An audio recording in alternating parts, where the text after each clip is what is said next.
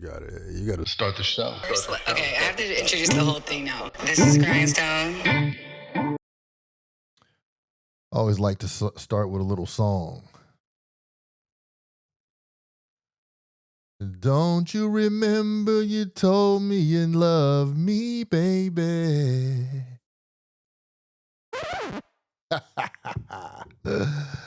Just having a little fun, man. DC is it's a little bit tense in this August month in Washington, D.C., but we're gravy, though, you know. And I find a lot of the times, and you might find it too, that you'll sink into the algorithm.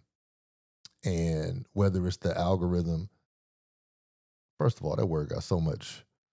The word algorithm has gotten so much popularity lately. Don't truly know how I feel about it. It's a very popular word. I'm trying to figure out this mic. It's been a minute. I've been away from y'all for a second. But the word algorithm, it gets so much run right now. And but let's, since we all know what it is, let's just speak a common language. The algorithm has people turned up right now. And let me put this on Vibe Brizzle. But we've been so emotionally compromised, by at least in Washington, D.C. And I know a lot of people who watch the news and they're in the social media algorithms. You might see this or that about the police, the federal government, the president, the people, and you just bog down. But what I learned is that when you create another algorithm, and I don't mean in your phone, I don't mean anything that requires electricity. When you deal with another algorithm, things start to change. And your whole perception of things start to change as well, And I had a very interestingly beautiful situation this weekend. Well, this past weekend, when my grandmother turned 100 years old. And man, she's sharp as spikes. And it was a beautiful time with family and friends, and love slathered all over that thing, and just love. And the algorithm became different, Just the way I was thinking about things became very different. Even if for just that moment. But, you got to stack moments, So today I was talking to a friend.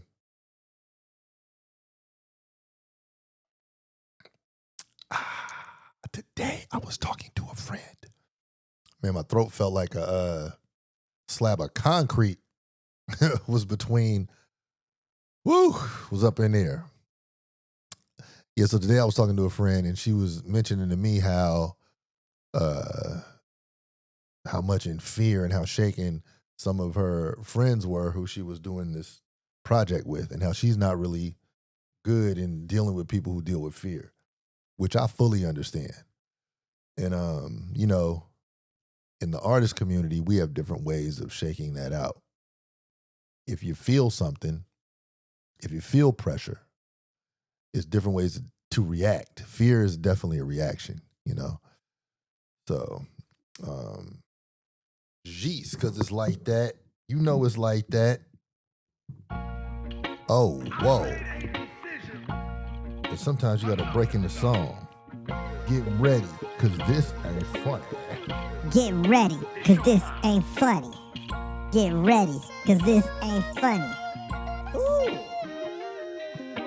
Silence of the sheep, fight for it, don't speak a peep. Fast forward through the news, it made today feel like a week. Living like the revenant, ain't tripping off the president. Definition of insanity, let plebeians do the panicking. Slang for survival, what I mean is verbiage. The way this game can change you may make old friends nervous. Way in my rear view, I was cool with clowns who now coons. Barometric pressure turning boys to buffoons. I wish the best for us both, the dress stuff a loaf. Plus losers in my post with the homicide note. You're dead to me. Choose another quadrant for your quotes. Squares without the words left with ropes around their throats.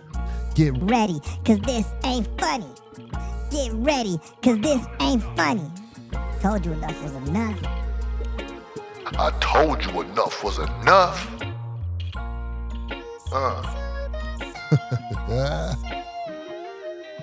Let me tell you what's divine. Crime shall climb, the last to the first, inferior to prime. Ignorance ain't valid. Squint with your third eye LASIX. Word pie with the salad. Agitate the matrix. Coons have been pawned. Moonlighting for crackers cheese. I be praying it out. Forehead bruise, bleeding knees. Ride with me like split star to the motor fall out this car. Your inner vision sees further than immediate needs are. Lick, hit it, eternal. Custom suit of thermal. Gotta be a soldier before promoted to colonel.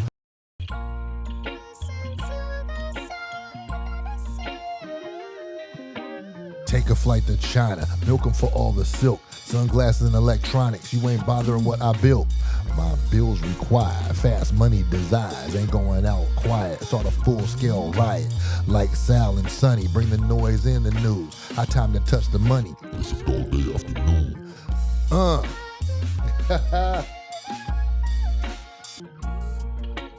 This ain't funny, boy. Get ready, cause these times ain't funny, boy. Woof. Had to get that off. But anyway, here we are, and I would like to welcome you to episode 60-something. I messed up one episode, and I said episode something, and I messed it all up. Welcome to this episode of Sorry for My Language. Yeah.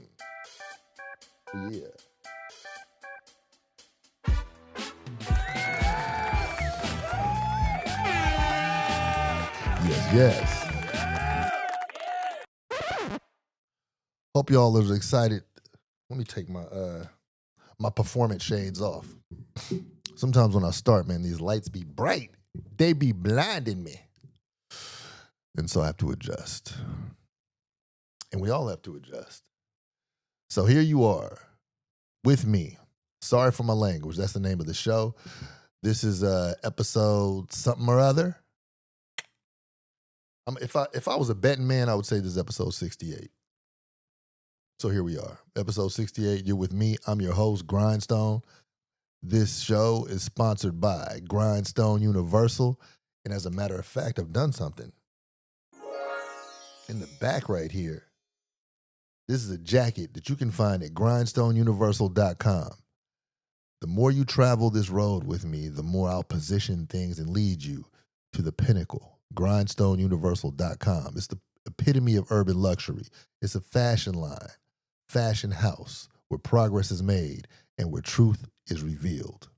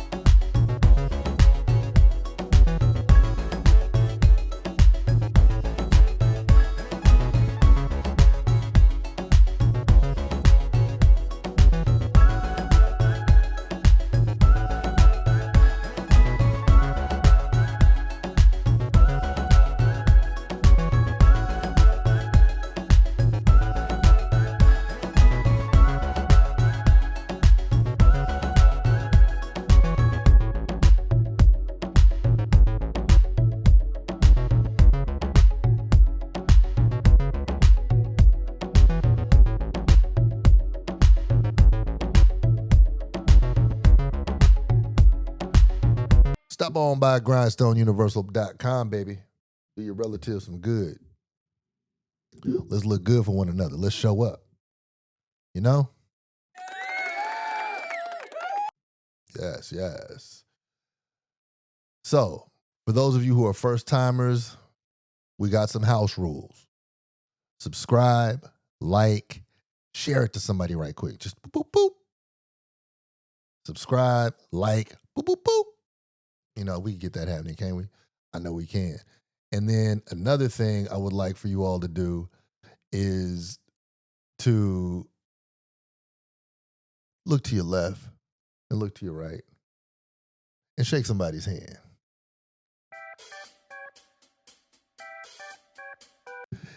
Here we are together congregating for a very special episode of Sorry for My Language. This is a show where I talk about my lifestyle philosophy, culture, and music. And then that's how we lump all this life into one big old gumbo pot. And gumbo for this episode, that's a great place to start. This past weekend, man, it was my grandmother's, and my grandmother, who I lovingly call Nana. It was Nana's 100th birthday. And 100 years, even when I say it, I don't understand that. I don't understand 100 years. For a person, dang, like 100 years is amazing. 99 years is amazing. 90 years is amazing. But then when it's 100 and you know the person and the person is talking and all the normal things happen with the person, it just kicks it up to another level of crowned excellence. And to see everybody gather and celebrate my grandmother, it's just amazing, because not only is it that person's birthday, but everybody else can mark off parts of their lives based on where they were in life when that person affected them. And so for me, personally, I am an East Coast adult, but a West Coast baby. So I've been on the East Coast pretty much my whole adult life. And when I look at it like that, I have different segments of my life and they all don't touch. And some of them I'm the only one. I'm the only common thread that goes through some of those moments. Some overlap and intersect, but I know various people from various times.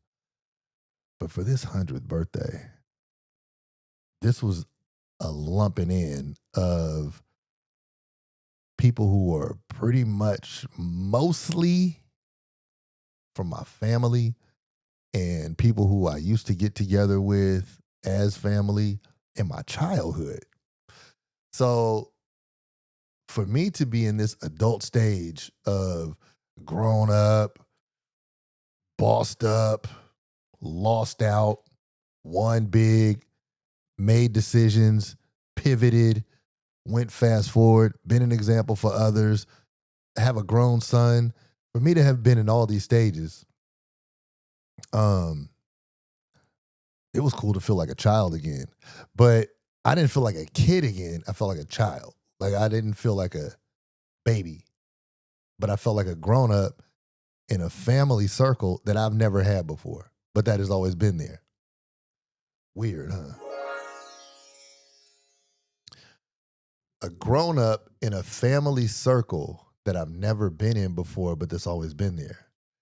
Because the last time that I saw some of these people who were there, it was either the 80s or the early 90s. Like the last time we really congregated and kicked it and didn't have to just go. It was the 80s. Or maybe I'm going to give it the early 90s. I'm going to give it that. I don't know why I'm doing it, but I'll just do that. But I know it's people who I know for a fact there were individuals there who I had not seen since the 80s. And but it's all love. It's just like life takes people on different paths. And with our different travels, And when I say travels, I don't mean, well, I don't exclude it, but I don't mean literally, but I just mean spiritually, because some people in the same city. I mean, spiritually, mentally, emotionally, how you relate to others. Some people might have got married, had kids, some people, all types of different things, career wise, financially. Different things carry people in different directions. And it usually, as they always say, it will usually take a funeral or a wedding for people to get together like this. And I much rather, which is why I love I relate to the term give people their flowers. I much rather give people their flowers literally in person while they're alive and they can smell them, appreciate them, be wowed by them. And that's what happened on this 100th birthday for Nana.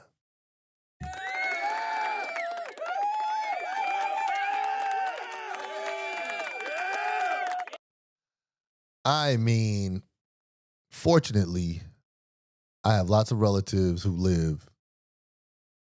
die of old age. And that's a blessing to me. You know, that means that I've gotten to enjoy lots of people who I love for a long time.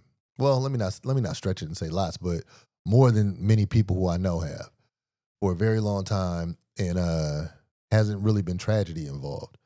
You know, they live until they're 90 plus, and then it's over. So, I mean, and who wouldn't want to make it till 90 plus? By then, you probably did everything, and you probably had time to rethink everything and do it twice, right? All the stuff that you wanted to do, all the stuff that you felt you had to get off, you got that off. And Nana really lives, she lives, but she really has lived a really full life. Traveled everywhere that she wanted to travel. I mean, touch base on all the continents, right? And except for probably Australia and Antarctica. But think about it. It's 2025. That means the 100-year-old was born in 1925. The Great Depression wasn't even thinking about hitting yet. But she made it through that joint. Actually, let me not get it messed up on the Great Depression. Shit, I don't know when the Great Depression was. That's how long ago that was. I don't even know how long ago it was. It's been a while since I studied the Great Depression.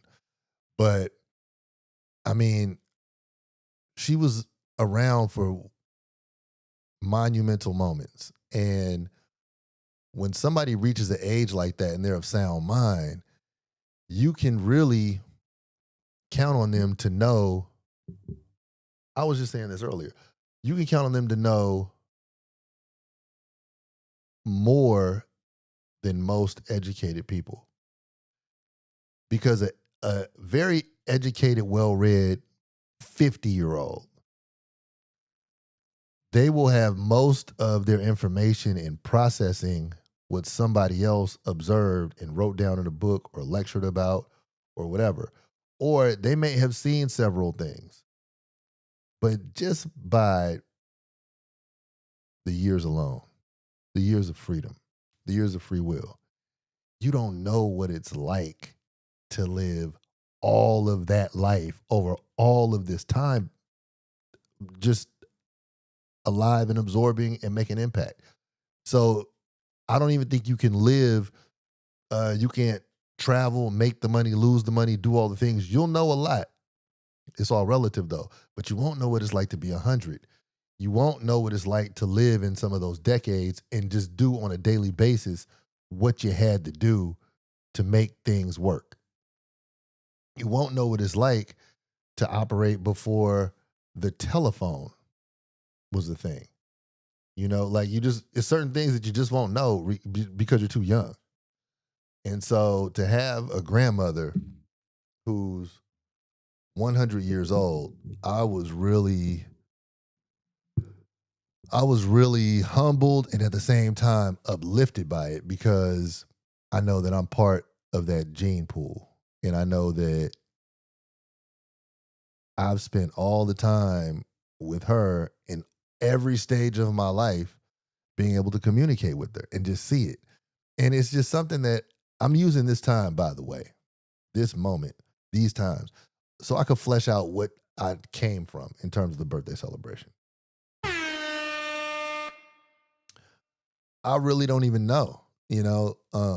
I mean, what I do know, this is one takeaway I can say, is that life is made of moments, and you have to collect those moments.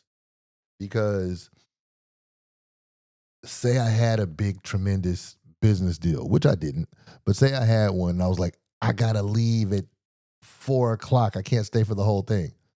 That business can happen over and over again. That moment that we had, it'll never happen. Say 101. Everybody's not traveling for 101. I always tell people it is the birthdays with the 0 on them and the birthday with the 5 on them. That's when you better tell people to show up. And it's only a few of those that people will show up for. People will show up for your 40th. Yeah, people will show up for your 40th. People will show up for your 50th.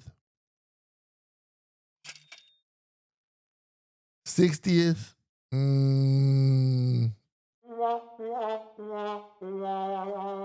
No, but maybe because my sister's having her 60th birthday and I'm showing up. It's just, I don't know, 75th, yeah. 80th, yeah. 85th, yeah. But everybody don't do it big for them joints. And then you get to 100, the whole crowd is showing up. And so just to be able to go to a 100th birthday party, it was just so fly. It was so much love. And the different perspective that I was able to gather from it is, and my son said this when he stood up, he was like, you know, you live a fulfilled life without gadgets. She's never tripped off of a social media platform and scrolling to call or text somebody. That has never been her thing. But the life is full, busting at the seams, right? And so it put into perspective the things that I consider important, because all of these things that I can't even speak for anybody else, but all these things that I'm chasing and trying to achieve is for fulfillment. And fulfillment comes in different looks. Sometimes, oh, I'm comfortable, therefore I'm like inching closer to fulfillment. Oh, I'm radiant. I'm smelling good. I'm I'm I'm pleasing the crowd. I'm gonna attract a certain energy. I'm gonna get some money. But all that does, it just puts me in front of the driveway of fulfillment. Because when I get into the driveway of fulfillment, all those things I accumulated might not be able to fit through the doorway of the house. If you see what I'm saying. And so we do so many things to try to achieve fulfillment. And the more people live, the more wisdom, the more I realize the fewer things you need. And she has things. And she knows where all of her things are. And her things are very neatly organized. But she don't have so many things to the point where other people have to take care of them, drive them, walk them, whatever, wash them. She has her things, and she's totally fulfilled and has lived for 100 years and gathered a major crowd of loved ones, not just family, but friends who truly in their hearts believe they are family, which makes them family. But it's not all blood connected, but it is love connected.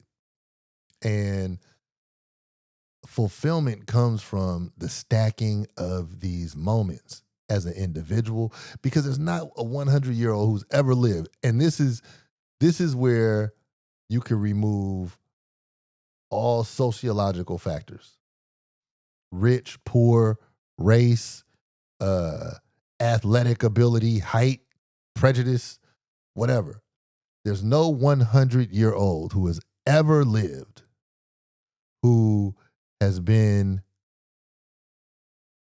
without self-doubt at some point, without pain, emotional pain at some point, without um, physical pain, without trauma, without the introspective conversations to become resilient. I don't care how rich you are, how poor you are, how middle of the road you are, how whatever you are. To get to 100, you have to do all the things. And you've also experienced elation, and you've also experienced just pleasure. And you also, if everything worked out, you become fulfilled. That's the fulfillment's the final boss.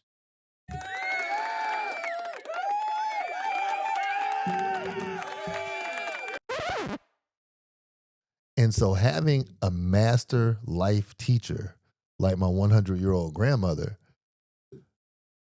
I figure I could cut the line a little bit. There's certain things I don't need to be chasing. And for all of you out there who figured you may have lived less than me, you could cut the line a little bit. There's certain stuff that you probably don't need to be chasing. I mean, I know without a shadow of a doubt, there were certain things that I dedicated myself to acquiring because I wanted to measure up to a certain standard that I set in my youth as to what grown looked like, or to what grown meant, or to what valid meant. I wanted to be valid, so I had to get these things because at some point in my youthful ideation, I thought that we got to have this, this, this, and this. And I was determined to get those so I could like lay it out or wear it or drive it or look at it and be like, I have those things. Now I am what the little kid looked up to. Right? But that was me chasing a ghost.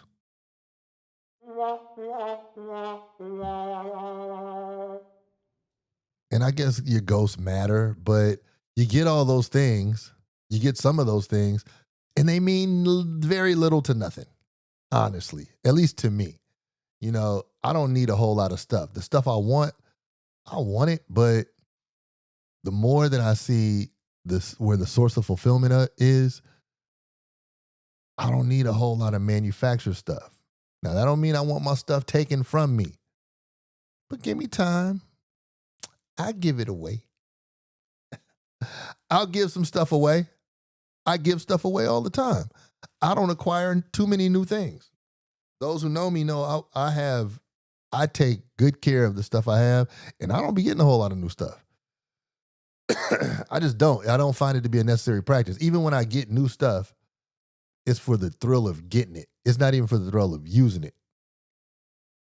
This summer, it was 100+ degrees for several days. On one of those days, I walked about 5 miles because I saw this jacket that I wanted. I just saw it. I wanted it. But to get my mind right and to really consider how much I wanted this jacket and what this jacket represented, I was like, you know what? If I want the jacket, I'll get it. But I'm going to walk. I'm going to walk to get this jacket. I had the option to drive. It's public transportation, Uber. Like, transportation was not a problem. But I just wanted to know, like, how bad do I want this? Do I really want this jacket? And it wasn't even the price of it or anything. It's just I don't accumulate a lot of stuff. So I don't know what that's related to either, but I don't get a lot of stuff.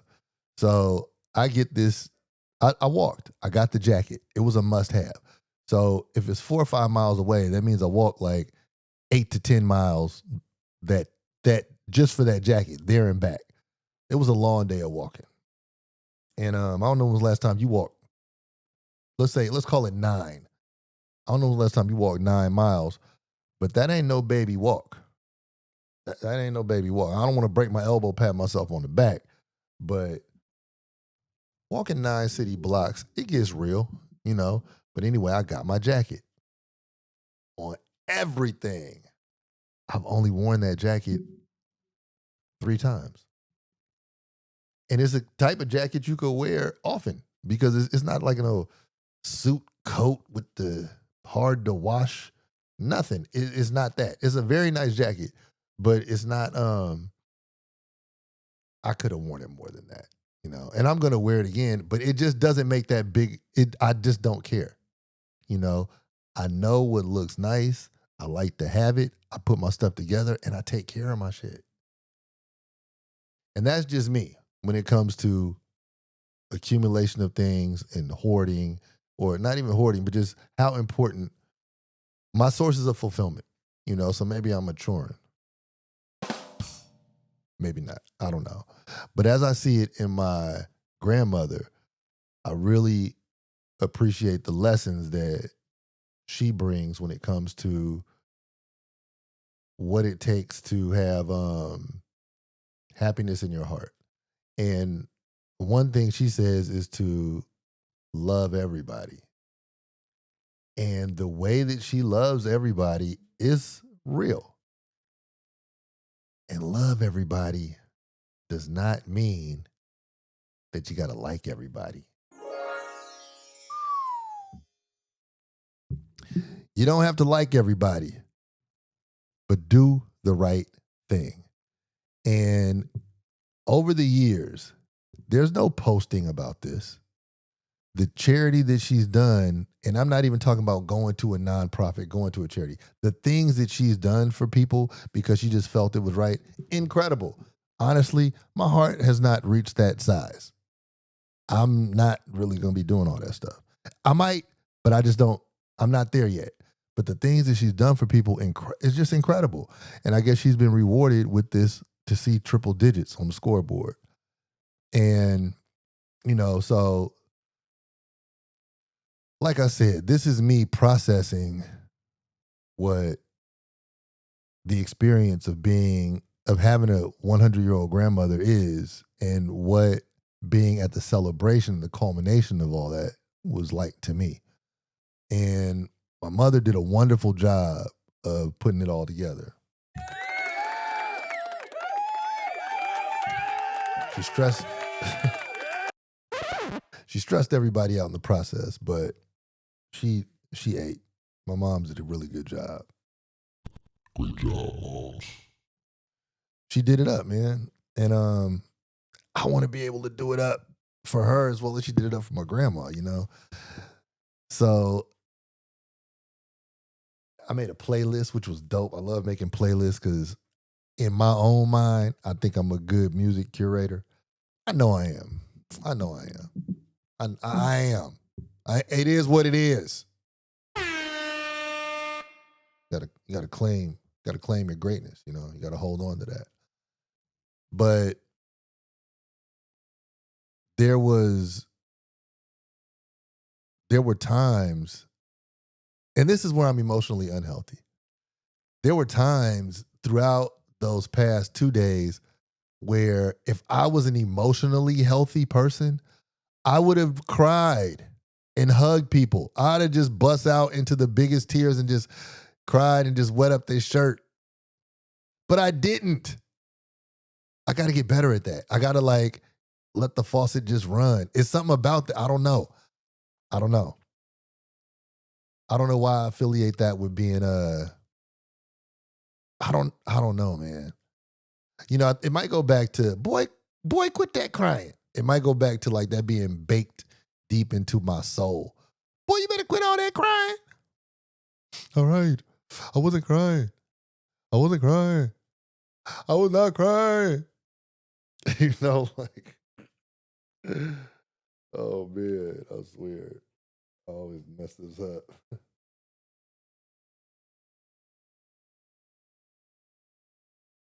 I wasn't crying. I'm not crying. I'm not crying.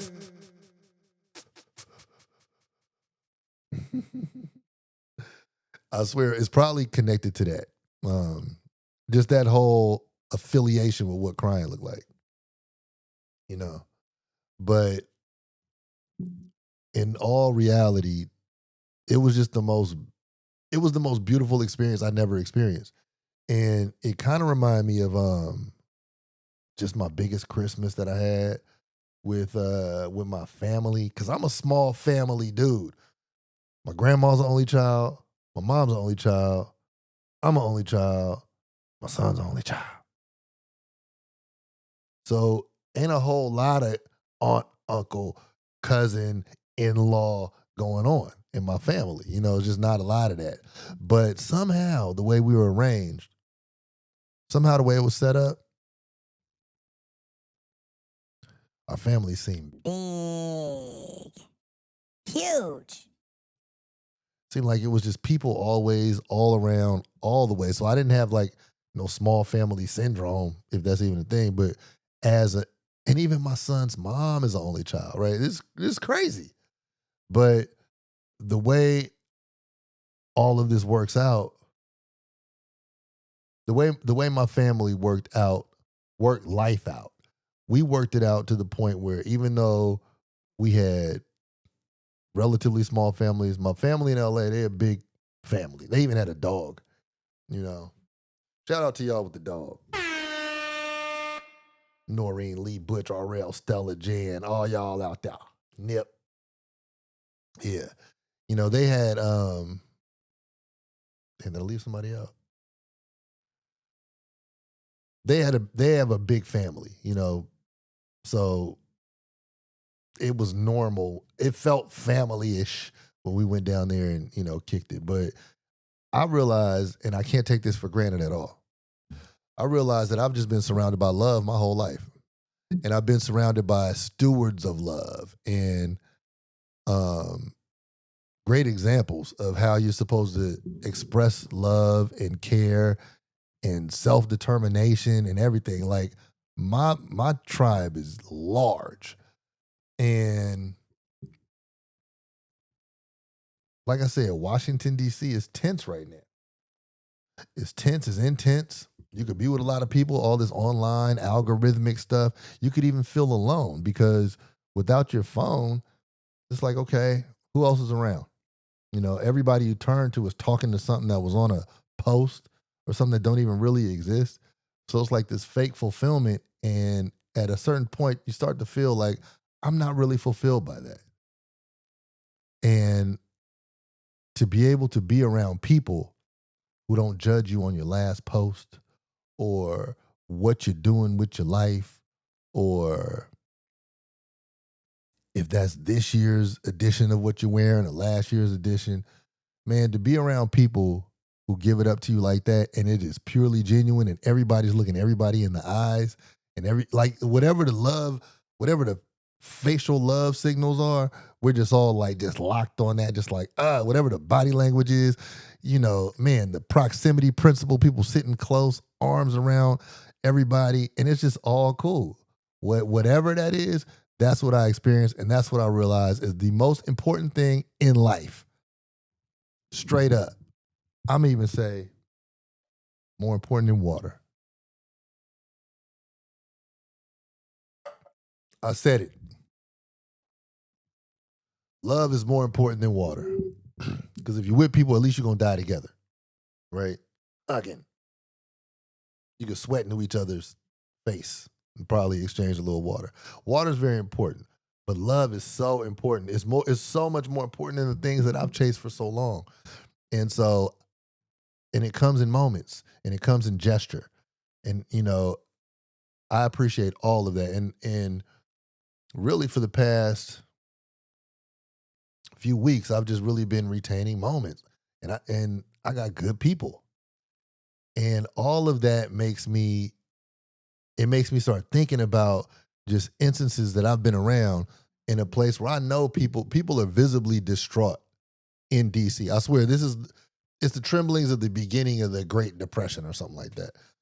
And people are fucked up. But the moments are the things that you got to collect and you got to like really understand that was something very authentic. You want a bag full of $50 bills, bag full of $100, box full of $100 bills. That's cool. That's not authentic though, because some random is going to win the lottery tomorrow, right? And it's going to happen again the following week, and again the following week, and again the following week. And if you play, you got to be in it to win it. It might be you.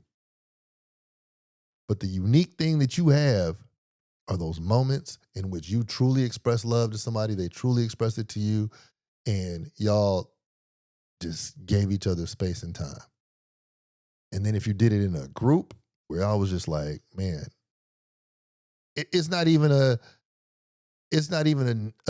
standard thing that you give or say or do, but just when you know it's there and you share it and you can just sit in that moment and it's for real, you had something special. And so I realized that I experienced something special, and it wasn't even my birthday. So to everybody who has elders in their family or even in their community family, go get close to them. Talk to them, spend time with them.